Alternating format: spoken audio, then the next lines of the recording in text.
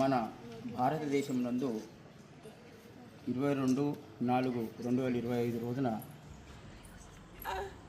ఒకటి సంఘటన జరిగింది. ఆ సంఘటన ఎలాంటిదంటే భారతదేశాన్ని మొత్తం కౌలింపజేసింది.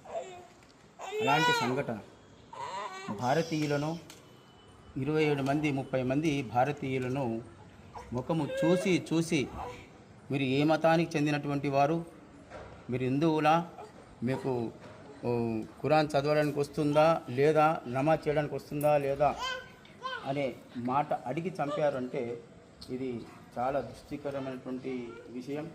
అందుకు దానిని పురస్కరించుకొనే ఈ రోజున ఇలాంటి సర్వే జన సుఖినో భవంతు అనేటటువంటి మన భారతీయ సనాతన ధర్మంలో ఇలాంటి వాళ్ళు మన దేశం పైన దండెత్తి మన దేశస్తులను నశింపజేసి ప్రాణాలను తీసి ఇప్పటికీ ఇంకా అధికంగా భారతదేశం పైన ఇలాంటి క్రూరమైనటువంటి ప్రకటనలు చేస్తున్నారు.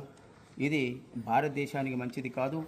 భారతదేశ యొక్క సంస్కృతి ఏంటంటే అందరూ బాగుండాలి, అందులో నేను బాగుండాలి అనేటటువంటిది మన హిందూ సనాతన ధర్మంలో చెప్పేటటువంటి విషయం. అలాంటి విషయానికి ఆఘాతకంగా ఈ యొక్క కార్యక్రమం చేపడుతున్నారు. అలాంటి భారతీయ సనాతన ధర్మం ఏదైతుందో ఆ సనాతన ధర్మం కాపాడాలి. మనము హైందవులమంతా కూడాను ఐక్యంగా ఉండాలి. ఎందుకు మనం ఇంత వీక్నెస్ ఉన్నామో అర్థం కావట్లేదు. ఎవరికి వారే యమునా తీరే అనేటటువంటి విషయంలో ఒకరొకరు ఎక్కడెక్కనే వెళ్ళిపోతున్నాం. మనం సంప్రదాయాలుగా విడిపోయి మనం విభజిస్తున్నాము. అది కాకుండా మన భారతీయ సనాతన ధర్మం ఏదైతుందో ఆ సనాతన ధర్మాన్ని కాపాడాలి. ఎవరికి కించపరిచేటటువంటి మన సంప్రదాయం లేదు. అందరూ సుఖంగా ఉండాలనే కోరుకుంటుంది.